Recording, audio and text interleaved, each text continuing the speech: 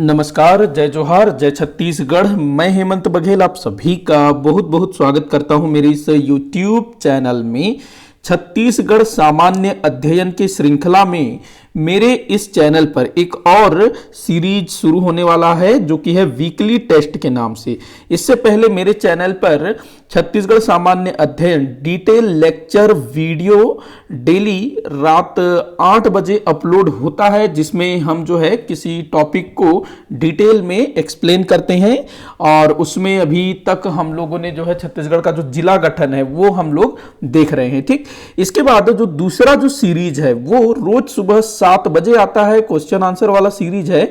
जो भी हमारा लेक्चर वीडियो होता है उससे रिलेटेड क्वेश्चंस सुबह 7 बजे आपको मिलता है। रात को 8 बजे लेक्चर वीडियो और उसी लेक्चर से रिलेटेड क्वेश्चंस जो है आपको सुबह 7 बजे आपको मिलता है। ठीक, तो उसी कड़ी में एक और श्रृंखला हमारे चैनल पर शुरू हो रहा है वीकली टेस्ट के नाम से, जो कि आपको हर रविवार मिला करेगा। इसमें लगभग 80 से 100 क्वेश्चन हो सकते हैं। ठीक, और इसमें अधिकतर वे क्वेश्चन होंगे जो मैंने पूरे सप्ताह में जो पढ़ाया है, और जो भी सुबह सुबह जो क्वेश्चंस आते हैं अधिकतर वहीं से मैं क्वेश्चन लूंगा। ठीक, ताकि आप लोगों का जो है पूरा रिवीजन हो जाए। ठीक, तो ये वीडियो जो है और ये जो श्रृंखला है मैं सीजीपीएससी को टारगेट करके बना रहा हूं, और अभी सीजीपीएससी को काफी समय है। ठीक, नवंबर 2024 में नोटिफिकेशन आएगा, फिर फरवरी 2025 में एग्जाम होगा।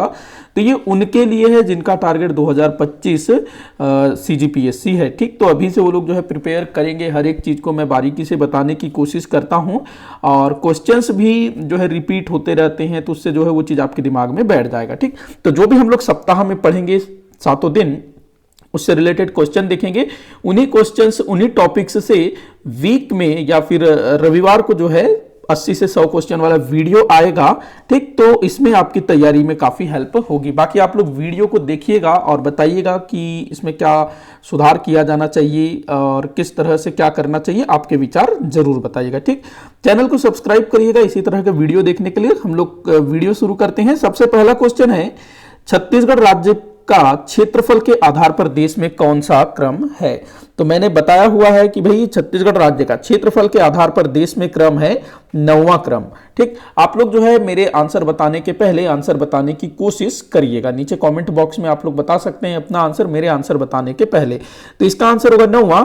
देखिएगा, इससे पहले 2019 के पहले तक, या फिर हम बोले राज्य गठन के समय से लेकर के 2019 तक, छत्तीसगढ़ क्षेत्रफल के आधार पर देश का 10वां बड़ा राज्य हुआ करता था। लेकिन 2019 में मध्य प्रदेश को पूर्ण राज्य का जो दर्जा है वो समाप्त कर दिया गया। ठीक, नहीं तो जो जम्मू कश्मीर है वो छत्तीसगढ़ से बड़ा राज्य हुआ करता था। ठीक, तो जम्मू कश्मीर को पूर्ण राज्य का दर्जा समाप्त करने के बाद छत्तीसगढ़ देश का 9वां सबसे बड़ा राज्य बन गया। सबसे बड़ा राज्य है राजस्थान, दूसरे नंबर में मध्य प्रदेश, तीसरे में महाराष्ट्र, चौथे में उत्तर प्रदेश, पांचवें में गुजरात, छठवें में कर्नाटक, 7वें में आंध्र प्रदेश, फिर उड़ीसा, उसके बाद फिर छत्तीसगढ़ का नंबर आता है। ठीक, उड़ीसा नहीं, आंध्र प्रदेश, आंध्र प्रदेश के बाद फिर उड़ीसा, छत्तीसगढ़। ठीक, तो ध्यान रखेंगे। बढ़ते हैं अगले क्वेश्चन की ओर।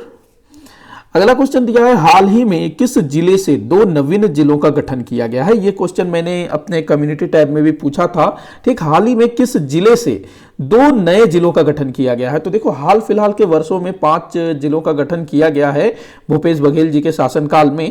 ठीक, तो एक तो भाई अपना सारंगढ़ बिलाईगढ़ हो गया, एक अपना शक्ति हो गया, एक हो गया अपना मनेन्द्रगढ़ चिरमिरी भरतपुर, उसके बाद एक हो गया खैरागढ़ चुई खदान गंडई और मोहला मानपुर अंबागढ़ चौकी। ठीक, तो ये जो मोहला मानपुर अंबागढ़ चौकी और खैरागढ़ चुई खदान गंडई है, ये दोनों जिले जो है राजनांदगांव जिले से बने हैं। तो प्रश्न क्या बोल रहा है कि हाल ही में किस जिले से 2 नवीन जिलों का गठन हुआ है? ठीक, तो राजनांदगांव इसका सही उत्तर होगा। अगला क्वेश्चन है, छत्तीसगढ़ राज्य के कितने जिले सीमावर्ती राज्यों को स्पर्श करते हैं? बहुत अच्छा क्वेश्चन है, काफी बार पूछा गया है। तो इसका आंसर होगा, मैंने इसको अच्छे से बताया हुआ है डिटेल में। आप लोगों ने अगर मेरे पुराने मतलब अभी के जो लेक्चर वीडियोस हैं उनको अगर आप लोगों ने नहीं देखा है तो प्लीज आप लोग पहले उन लेक्चर वीडियोस को देखिए, उसके बाद ही इन क्वेश्चन आंसर वाले वीडियोस को देखिएगा। ठीक, तभी आपको जो है चीजें समझ में आएंगी। तो छत्तीसगढ़ राज्य कितने जिले सीमावर्ती राज्यों को स्पर्श करता है? इसका आंसर होगा 22। ठीक, 22 ध्यान रखना। पहले जो है यह संख्या लगभग 18 होती थी, लेकिन अभी 33 जिले हो गए हैं। तो 22 जिले जो है सीमावर्ती राज्यों को स्पर्श करते हैं और 11 भूआविष्ठित जिले हैं। ठीक, अगला क्वेश्चन है ब्रिटिश काल में छत्तीसगढ़ प्रांत में कितने जिलों का गठन हुआ था? तो भाई ब्रिटिश काल में छत्तीसगढ़ प्रांत में कितने जिलों का गठन हुआ था? तो यहां पर आप क्वेश्चन को ध्यान से पढ़ो। ब्रिटिश काल में छत्तीसगढ़ प्रांत बोल रहा है ना भाई, उस समय छत्तीसगढ़ प्रांत नहीं था, संभाग था। तो यहां पर इसका आंसर हो जाएगा इनमें से कोई नहीं उत्तर, क्योंकि प्रश्न ही गलत हो रहा है ना। ठीक, तो ऐसे भी क्वेश्चन देता है। अगर यहां पर हम प्रांत को हटा दें, ब्रिटिश काल में छत्तीसगढ़ क्षेत्र में कितने जिलों का गठन हुआ था? तो 4 जिलों का गठन हुआ था, ध्यान रखना, जिनमें से एक संबलपुर को माइनस कर दिया गया और बाद में बच जाते हैं 3 जिले। ठीक, रायपुर, बिलासपुर, संबलपुर 1861 में, दुर्ग 1906 में, टोटल 4 जिले। 1905 में संबलपुर हट गया था। अगला क्वेश्चन है छत्तीसगढ़ राज्य की राजधानी है। आसान क्वेश्चन आप लोगों को लगता होगा, आंसर देने की कोशिश करिएगा। बहुत सारे बच्चे यहां टिक करेंगे रायपुर या नया रायपुर, दोनों ही आंसर गलत है। यहां पर आंसर होगा नवा रायपुर। ठीक, नवा रायपुर। भूपेश बघेल जी की जब सरकार थी तो उस समय इसको किया गया था, नवा रायपुर नामकरण। अगला क्वेश्चन है छत्तीसगढ़ राज्य की स्थापना हुई। तो भाई छत्तीसगढ़ राज्य की स्थापना हुई किस अधिनियम आयोग के माध्यम से स्थापना हुई, यह आपको बताना है। तो ध्यान रखेंगे, मध्य प्रदेश राज्य पुनर्गठन अधिनियम वर्ष 2000 के तहत छत्तीसगढ़ राज्य की स्थापना हुई थी। ठीक, ये मत बोलना छत्तीसगढ़ राज्य पुनर्गठन अधिनियम, मध्य प्रदेश राज्य पुनर्गठन अधिनियम। अगला क्वेश्चन है निम्न में से भारत के कौन से राज्य क्षेत्रफल के आधार पर छत्तीसगढ़ से बड़े हैं? तो छत्तीसगढ़ से बड़े राज्य आपको बताना है। तमिलनाडु भाई छोटा है, तेलंगाना भी छोटा है, बिहार भी छोटा है, आंध्र प्रदेश बड़ा है। तो आंसर होगा स। ठीक, अगला क्वेश्चन है छत्तीसगढ़ का क्षेत्रफल मध्य प्रदेश के कुल क्षेत्रफल का कितना प्रतिशत है? तो मध्य प्रदेश के कुल क्षेत्रफल का छत्तीसगढ़ 30.47% है। भारत के कुल क्षेत्रफल का 4.11%। उसके बाद ये जो है ना 2.11%, ये जनसंख्या है। भारत की कुल जनसंख्या का छत्तीसगढ़ की जनसंख्या 2.11% है, और छत्तीसगढ़ का कुल क्षेत्रफल भारत के क्षेत्रफल का 4.11%। उसके बाद विश्व के कुल क्षेत्रफल का या फिर ये बोले हम भारत का क्षेत्रफल विश्व के कुल क्षेत्रफल का 2.43% होता है। ये भी आप ध्यान में रखेंगे। अगला क्वेश्चन है राज्य गठन के समय छत्तीसगढ़ में कितने जिले थे? भाई काफी बार पूछा गया क्वेश्चन है, बहुत बार, व्यापम हो, सीजीपीएससी हो। आंसर होगा इसका 16। जिस समय मध्य प्रदेश राज्य बना उस समय 6 जिले थे। 2007 में 18 हुए, 2012 में 27 हुए। ठीक, अगला क्वेश्चन दिया हुआ है छत्तीसगढ़ राज्य गठन के समय क्या सत्य है? तो क्या सही है यह आपको बताना है। तो उप प्रधानमंत्री लाल कृष्ण आडवाणी गलत है भाई, इस समय कोई उप प्रधानमंत्री नहीं था। राष्ट्रपति एपीजे अब्दुल कलाम, ये भी गलत है। एपीजे अब्दुल कलाम का जो कार्यकाल है वो 2002 से 2007 है। गृह मंत्री लाल कृष्ण आडवाणी, ये सही है, लाल कृष्ण आडवाणी उस समय गृह मंत्री थे। तो आपका उत्तर हो जाएगा स।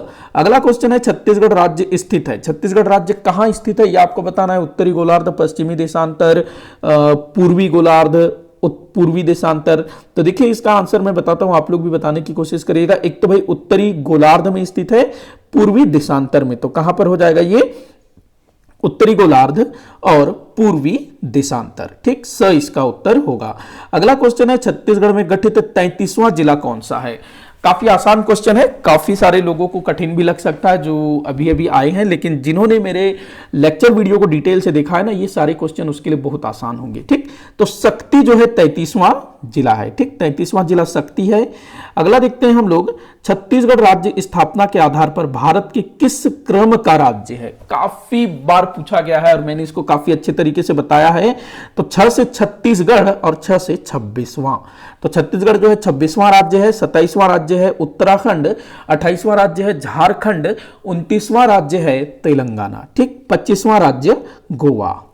अगला क्वेश्चन है छत्तीसगढ़ राज्य कितने वर्ष तक मध्य प्रदेश राज्य का अंग रहा? तो भाई 1956, 1 नवंबर 1956 को मध्य प्रदेश राज्य की स्थापना हुई और 1 नवंबर 2000 को छत्तीसगढ़ राज्य की स्थापना हुई। तो 44 वर्ष तक ये जो है मध्य प्रदेश राज्य का अंग रहा। अगला क्वेश्चन है महाकोशल नाम का उल्लेख किस प्राचीन ग्रंथ से प्राप्त होता है? तो ध्यान रखना, मैं इसको अच्छे से बताया है कि महाकोशल नाम का उल्लेख हमें किसी भी प्राचीन ग्रंथ में प्राप्त नहीं होता है। तो आंसर होगा उपरोक्त में से कोई नहीं। अगला क्वेश्चन है किसने छत्तीसगढ़ को किया सलो नाम से उल्लेखित किया, कियासलो नाम से उल्लेखित किया। किसने? तो भाई एक चीनी यात्री आया था ना, हेवेनसोंग, इसने जो है कोसल को कियासलो लिखा। इसकी पुस्तक है सी यू की। अगला क्वेश्चन है छत्तीसगढ़ का प्राचीनतम नाम क्या था? छत्तीसगढ़ का प्राचीनतम नाम क्या था? तो भाई छत्तीसगढ़ का प्राचीनतम नाम क्या था? तो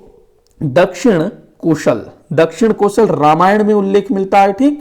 अगला क्वेश्चन है छत्तीसगढ़ों के विभाजन का आधार कौन सी नदी है? बड़ा ही आसान क्वेश्चन है, काफी बार पूछा भी गया है। तो छत्तीसगढ़ में 36 किले बताया गया है कि 36 किले हैं जिनके नाम पर इस क्षेत्र का नाम छत्तीसगढ़ रखा गया। तो शिवनाथ नदी इसका विभाजन करती है। ठीक। अगला क्वेश्चन है किसने सर्वप्रथम अपनी रचना में इस क्षेत्र हेतु छत्तीसगढ़ शब्द का प्रयोग किया? ठीक। किसने अपनी रचना में इस क्षेत्र को छत्तीसगढ़ लिखा? तो भाई मैंने बताया था कवि दलराम राव, जो कि खैरागढ़ के राजा लक्ष्मीनिधि राय के दरबारी कवि थे। 1487 आसपास में इन्होंने जो है एक शिलालेख में ये कविता लिखी थी। लक्ष्मीनिधि राय राजा थे। अगला क्वेश्चन है कलचुरी काल में इस क्षेत्र को किस नाम से जाना जाता था? तो भाई कलचुरी काल में इस क्षेत्र को दक्षिण कोसल के नाम से जाना जाता था। ठीक। जो मुगल हैं, दिल्ली सल्तनत के सुल्तान है, वो रतनपुर कहते थे, मराठे भी रतनपुर कहते थे। अगला क्वेश्चन है खूब तमाशा किसकी रचना है? तो भाई खूब तमाशा मैंने बताया था गोपाल मिश्र की रचना है। खूब तमाशा गोपाल मिश्र।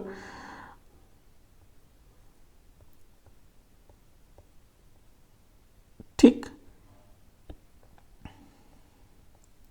अगला क्वेश्चन है निम्न में से कौन सा एक छत्तीसगढ़ के प्राचीन नाम के रूप में ज्ञात नहीं होता है? पीछे मैंने बताया महाकोशल जो है छत्तीसगढ़ के प्राचीन नाम के रूप में नहीं मिलता है। कोसल जो है गुप्त काल में कहा जाता था।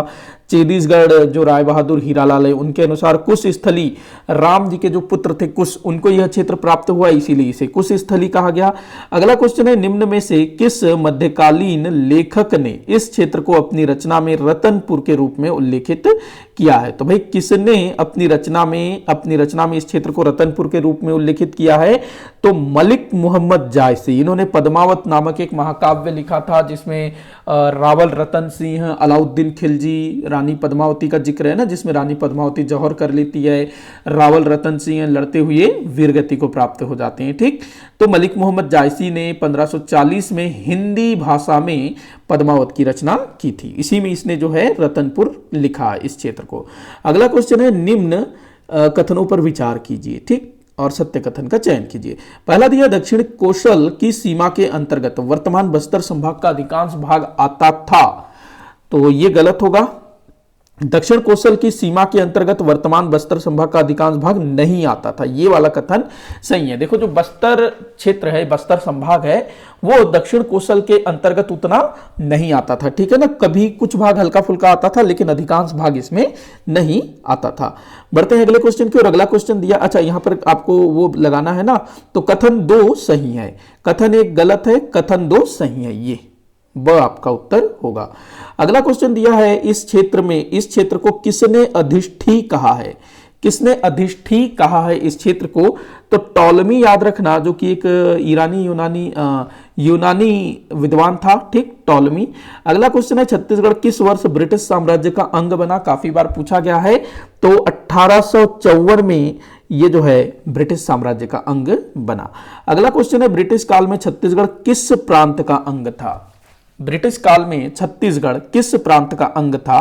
तो ये था भाई मध्य प्रांत का। ठीक, मध्य प्रांत का अंग था। अगला क्वेश्चन दिया है ब्रिटिश काल में छत्तीसगढ़ क्षेत्र के अंतर्गत स्थापित प्रथम 3 जिले थे। 1861 में पहली बार 3 जिलों का गठन हुआ। कौन कौन से वो जिले थे? रायपुर था, बिलासपुर था, संबलपुर था, दुर्ग उसमें नहीं था। तो आप लोग कूट लगा लीजिएगा, 1 2 3 अ उत्तर होगा। अगला क्वेश्चन है दंडकारण्य का क्षेत्र ब्रिटिश काल में किस संभाग के अंतर्गत आता था? दंडकारण्य का क्षेत्र ब्रिटिश काल में किस संभाग के अंतर्गत आता था? तो देखिएगा दंडकारण्य का जो क्षेत्र है ब्रिटिश काल में किस संभाग के अंतर्गत आता था? तो ध्यान रखना छत्तीसगढ़ संभाग के अंतर्गत नहीं आता था। ठीक, ये जो संभाग है ये गोदावरी संभाग के अंतर्गत आता था, जो कि यहां पर दिया नहीं है, तो आंसर हो जाएगा आपका उपरोक्त में से कोई नहीं। तो गोदावरी संभाग के अंतर्गत ये जो है आता था। अगला क्वेश्चन है पंडित सुंदरलाल शर्मा जी ने किस कांग्रेस अधिवेशन में छत्तीसगढ़ पृथक राज्य निर्माण की मांग की थी? बहुत बार पूछा गया क्वेश्चन है। पंडित सुंदरलाल शर्मा, जिन्हें पृथक छत्तीसगढ़ राज्य निर्माण का स्वप्न दृष्टा कहा जाता है, तो इन्होंने किसी कांग्रेस अधिवेशन में छत्तीसगढ़ पृथक राज्य निर्माण की मांग की थी। तो वो कौन सा था अधिवेशन? तो त्रिपुरी अधिवेशन। ध्यान रखेंगे, त्रिपुरी अधिवेशन। अगला क्वेश्चन है, भारत की स्वतंत्रता के समय छत्तीसगढ़ क्षेत्र में कितने जिले थे? यह भी पूछा गया है, मैंने काफी अच्छे से बताया है। उस समय रायपुर जिला था, बिलासपुर जिला था और दुर्ग जिला था, मतलब 3 जिले उस समय हुआ करते थे। ठीक। अगला क्वेश्चन दिया है, छत्तीसगढ़ सुधी संघ की स्थापना किस वर्ष हुई? छत्तीसगढ़ सुधी संघ की स्थापना पंडित शिवदास पांडे जी ने की है 1925 में। छत्तीसगढ़ के प्राचीन गौरव को पुनर्स्थापित करना इसका उद्देश्य था, पृथक छत्तीसगढ़ राज्य स्थापित करके। अगला क्वेश्चन है, छत्तीसगढ़ क्षेत्र का मानचित्र किस वर्ष स्वतः ही तैयार हुआ? तो देखना, वर्ष 1905 में छत्तीसगढ़ बंगाल विभाजन के कारण प्रभावित होता है और छत्तीसगढ़ का वर्तमान मानचित्र स्वतः ही तैयार हो जाता है। ठीक। अगले क्वेश्चन को देखते हैं, मध्य प्रांत का गठन किस वर्ष हुआ था? तो भाई मध्य प्रांत का गठन किस वर्ष हुआ था, यह आपको बताना है। मध्य प्रांत का गठन हुआ था 2 नवंबर 1862 में। ठीक। बढ़ते हैं अगले क्वेश्चन की ओर। अगला क्वेश्चन दिया है, भारत के स्वतंत्रता के समय छत्तीसगढ़ किस प्रांत का अंग था? इससे पहले क्वेश्चन पूछा था मैंने कि ब्रिटिश काल में छत्तीसगढ़ किस प्रांत का अंग था। ठीक। तो उसी का ही ये आंसर होगा कि स्वतंत्रता के समय छत्तीसगढ़ क्षेत्र किस प्रांत का अंग था? तो मध्य प्रांत और बरार। देखो, बरार का जो क्षेत्र है वो मध्य प्रांत में शामिल हो जाता है, तो इसका नाम रख दिया जाता है मध्य प्रांत और बरार। जैसे हमारे छत्तीसगढ़ में जो जिले बन रहे हैं ना, गौरेला, पेंड्रा, मरवाही, सारंगढ़, बिलाईगढ़, वैसे ही टाइप से मध्य प्रांत, उसमें बरार को शामिल कर दिया गया, तो बरार भी जोड़ दिया गया उसके नाम में। अगला क्वेश्चन है, निम्न में से किन संगठनों की स्थापना से डॉक्टर खूबचंद बघेल जी जुड़े हुए थे? डॉक्टर खूबचंद बघेल, जो कि छत्तीसगढ़ राज्य निर्माण आंदोलन में काफी सक्रिय थे, तो इन्होंने छत्तीसगढ़ महासभा की स्थापना की 1956 में, छत्तीसगढ़ भ्रातृत्व संघ की स्थापना की 1967 में, छत्तीसगढ़ शोषण विरोधी मंच की बात करें तो 1946 में ठाकुर प्यारेलाल सिंह जी ने इसकी स्थापना की थी। छत्तीसगढ़ मुक्ति मोर्चा की स्थापना शंकर गुहा नियोगी ने की थी। तो इन दोनों की स्थापना से ये नहीं जुड़े हैं। बाकी छत्तीसगढ़ महासभा और छत्तीसगढ़ भ्रातृत्व संघ दोनों की स्थापना से बघेल जी जुड़े हुए हैं। ठीक। राजनांदगांव में इनकी स्थापना हुई थी। 1 और 2 आपका उत्तर होगा अ। अगला क्वेश्चन दिया, छत्तीसगढ़ राज्य के गठन के साथ किन अन्य 2 राज्यों का गठन हुआ था? तो भाई छत्तीसगढ़ राज्य के गठन के साथ 2 अन्य राज्य स्थापित हुए थे। एक तो उत्तराखंड था, दूसरा था झारखंड। तो 2 और 4 आपका उत्तर होगा। 2 झारखंड, उत्तराखंड, 2 और 4 यहां पर ऑप्शन नहीं दिया है, तो लेकिन आंसर क्या होगा? 2 और 4। ठीक। अगले क्वेश्चन को देखते हैं, वर्ष 1956 में किसने मध्य प्रदेश विधानसभा में पृथक छत्तीसगढ़ निर्माण हेतु प्रथम विधायी मांग प्रस्तुत किया था? तो यहां पर देखना, यह क्वेश्चन विलोपित हो जाएगा। आप लोग ध्यान दीजिए, ये 1956 की बात नहीं थी, ये 1955 की बात थी। ठीक। अगर यहां पर ये 1955 भी होता तब भी यहां पर क्वेश्चन गलत होता या आंसर होता, इनमें से कोई नहीं, क्योंकि यहां पर बोल रहा है मध्य प्रदेश विधानसभा। देखो, 1955 में रायपुर के विधायक थे ठाकुर रामकृष्ण सिंह। इन्होंने मध्य प्रांत एवं बरार राज्य के विधानसभा में, जो कि उस समय नागपुर में हुआ करता था, वहां पर पृथक छत्तीसगढ़ राज्य निर्माण हेतु प्रथम विधायी मांग रखी थी। ठीक। अगला क्वेश्चन दिया है, 1993 में छत्तीसगढ़ महाबंध का आह्वान किस संगठन के माध्यम से हुआ था? तो एक संगठन था जिसने 1993 में छत्तीसगढ़ महाबंद हड़ताल करवाया था, सर्वदलीय मंच ने। ठीक। ध्यान रखना है। अगला क्वेश्चन दिया है, छत्तीसगढ़ राज्य गठन के समय क्या सत्य है? ये वाला क्वेश्चन रिपीट हुआ, माफी चाहूंगा। ठीक। अगला क्वेश्चन है, छत्तीसगढ़ राज्य की स्थापना हुई, ये क्वेश्चन भी रिपीट हुआ। आगे बढ़ते हैं। अगला है, छत्तीसगढ़ कब से कब तक मध्य प्रदेश राज्य का अंग रहा? ठीक। अब देखो, मध्य प्रदेश राज्य की स्थापना होती है 1 नवंबर 1956 को और छत्तीसगढ़ की स्थापना हुई 1 नवंबर सन 2000 को। तो आंसर हो जाएगा द। ठीक। अगला क्वेश्चन दिया है, छत्तीसगढ़ के स्वप्न दृष्टा किन्हें माना जाता है? भाई बताया मैंने, पंडित सुंदरलाल शर्मा जी को। अगला दिया है, निम्न में से कौन छत्तीसगढ़ पृथक राज्य निर्माण के पक्ष में नहीं था? यह अच्छा क्वेश्चन हो सकता है। पंडित सुंदरलाल शर्मा जी स्वप्न दृष्टा थे। खूबचंद बघेल जी ने भी काफी लड़ाई लड़ी थी। ठीक। तो यहां पर जो पंडित रविशंकर शुक्ल जी थे ये पृथक छत्तीसगढ़ राज्य निर्माण के पक्ष में नहीं थे। अगला क्वेश्चन है, छत्तीसगढ़ राज्य गठन के समय कौन सी लोकसभा थी? ठीक बताना है आप लोगों को। वर्तमान समय में चुनावों की घोषणा हो गई है ना, अभी आप लोग कमेंट करके बताइएगा कि वर्तमान समय में जो चुनाव होगा वो किस लोकसभा के लिए चुनाव होगा, ये आप मुझे कमेंट बॉक्स में बताइए। जिस समय छत्तीसगढ़ राज्य बना उस समय कौन सी लोकसभा चल रही थी? 13वीं लोकसभा, ध्यान रखना, 1999 से 2004 तक। अगला क्वेश्चन है, छत्तीसगढ़ राज्य गठन के समय कौन सी पंचवर्षीय योजना क्रियाशील थी? तो भाई पंचवर्षीय योजना अभी समाप्त हो गई है, नहीं चलता है पंचवर्षीय योजना, ठीक। तो नीति आयोग आ गया है उसके जगह पे, तो इस समय 9वीं पंचवर्षीय योजना चल रही थी, ठीक, 1997 से 2002। अगला क्वेश्चन है, अरना और अरनी का संबंध किस प्रजाति से है? अरना और अरनी का संबंध किस प्रजाति से है? तो भाई ये जो है वन भैंसा से संबंधित है। अरना जो है ये नर वन भैंसा, अरनी जो है मादा वन भैंसा, ध्यान रखेंगे। अगला क्वेश्चन दिया है, छत्तीसगढ़ के राज्य गीत अरपा पैरी के धार के रचयिता कौन है? काफी इंपॉर्टेंट क्वेश्चन है, काफी बार पूछा गया है, ठीक। आचार्य नरेंद्र देव वर्मा, इन्होंने जो है अरपा पैरी के धार की रचना की है वर्ष 1973 में, और ये छत्तीसगढ़ का राजकीय गीत घोषित किया गया है इसको, ठीक, भूपेश बघेल जी के सरकार के समय। अगला है, निम्न में से क्या छत्तीसगढ़ के राज्य प्रतीक चिन्ह का हिस्सा नहीं है? तो भाई इनमें क्या छत्तीसगढ़ के राज्य प्रतीक चिन्ह में नहीं है? धान की बालियां हैं, धान की बालियां हैं, अशोक स्तंभ है, साल वृक्ष का फूल नहीं है, ऊर्जा चिन्ह है, ठीक। तो ध्यान रखना साल वृक्ष का फूल इसमें नहीं है।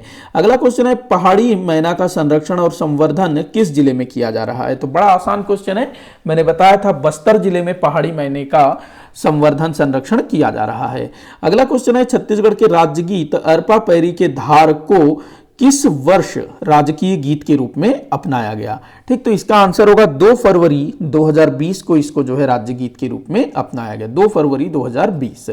अगला क्वेश्चन है, छत्तीसगढ़ के राजकीय गमछा को किस स्थान के बुनकरों द्वारा तैयार किया जाता है? छत्तीसगढ़ में राजकीय गमछा लॉन्च किया गया है, मैंने इसको डिटेल में बताया हुआ है, आप लोगों ने देखा होगा उस वीडियो को। मैं अभी भी बोल रहा हूं कि जो भी बच्चा मेरे डिटेल लेक्चर वाला वीडियो को नहीं देखा है ना, वो प्लीज इस वीडियो को स्किप कर दे और पहले जाकर के उन डिटेल लेक्चर वाले वीडियोस को देखें और उसके बाद ही इस टेस्ट सीरीज को ज्वाइन करें, ठीक।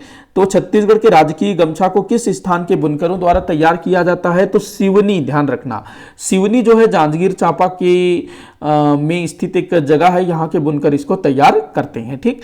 अगला क्वेश्चन है, छत्तीसगढ़ के राज्य गीत अरपा पैरी के धार की गायन अवधि कितनी है?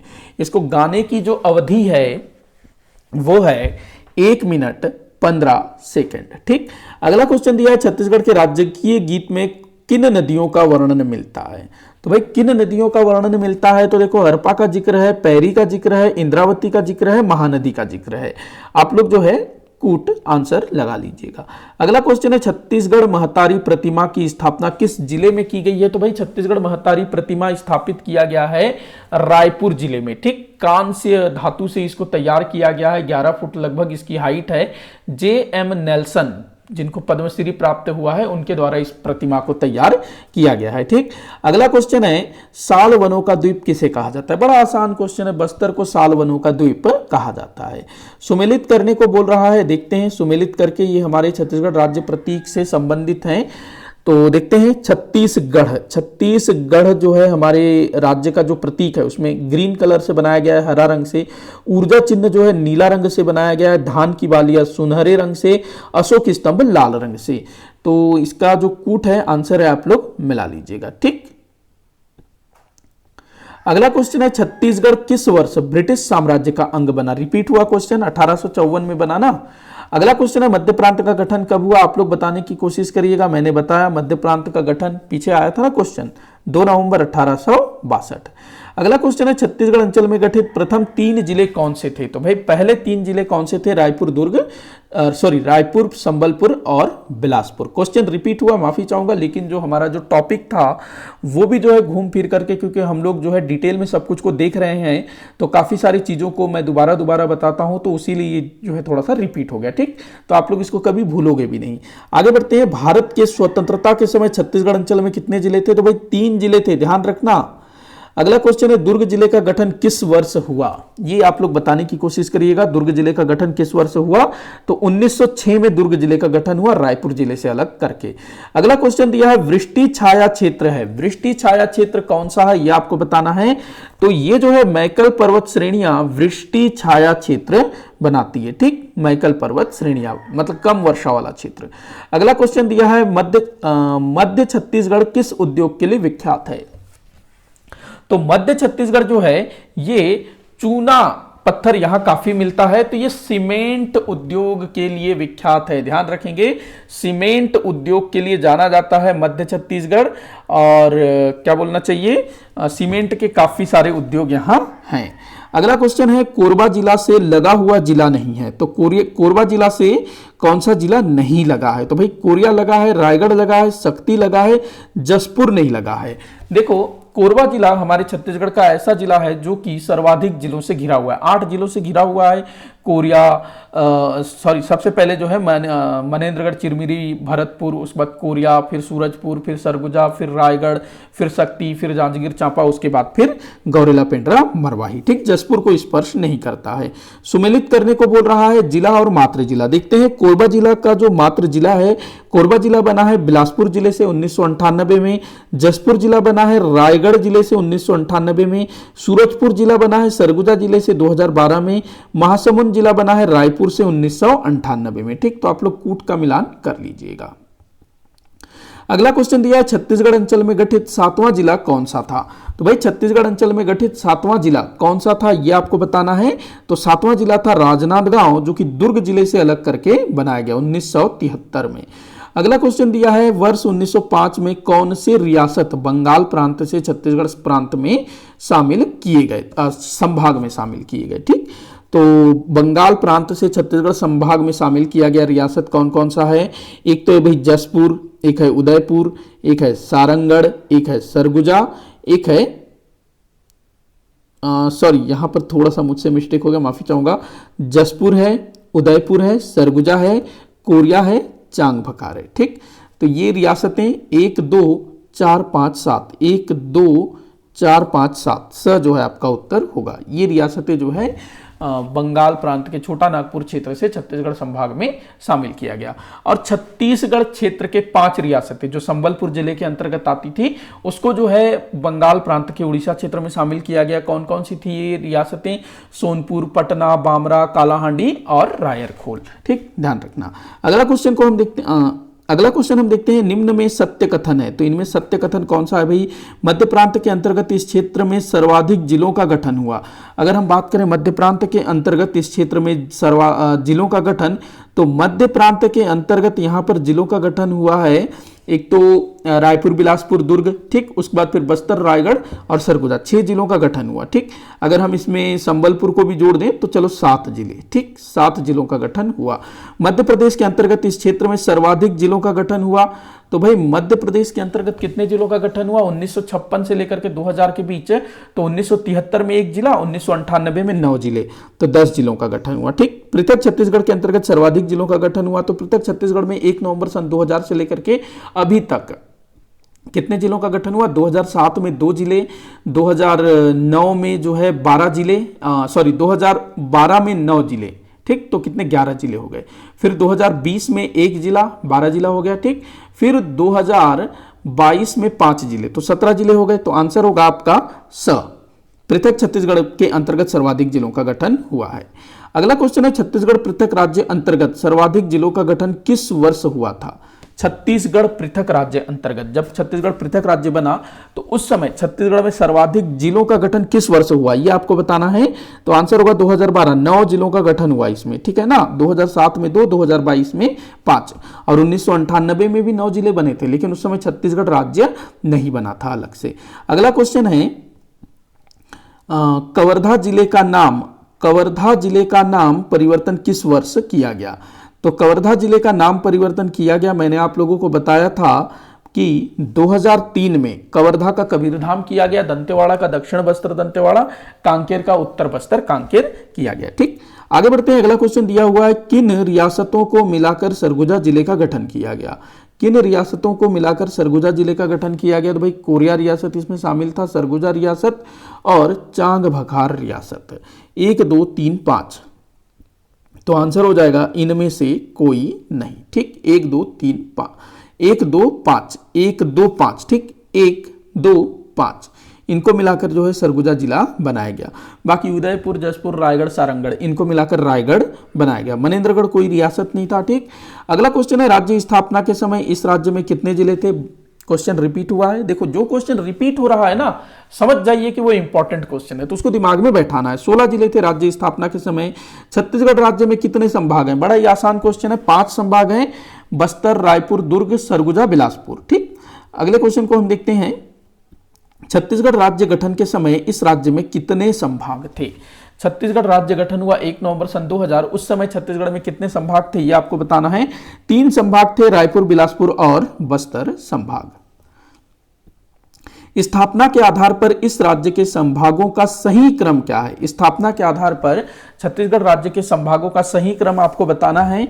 तो देखिएगा, सबसे पहले आ जाएगा रायपुर संभाग, ठीक, 2, उसके बाद आ जाएगा आपका बिलासपुर संभाग, उसके बाद आ जाएगा बस्तर संभाग, ठीक, उसके बाद सरगुजा संभाग, उसके बाद दुर्ग संभाग।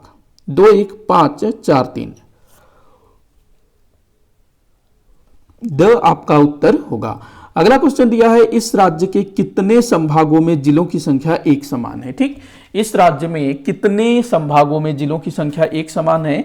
तो सुनिए, जो बिलासपुर है वहां पर 8 संभाग, बिलासपुर में 8 संभाग, सरगुजा में 6, रायपुर में 5, दुर्ग और बस्तर में 7 संभाग। संख्या पूछ रहा है ना, कितने संभागों में एक समान जिले हैं? तो 2 संभागों में एक समान जिले हैं, दुर्ग और बस्तर।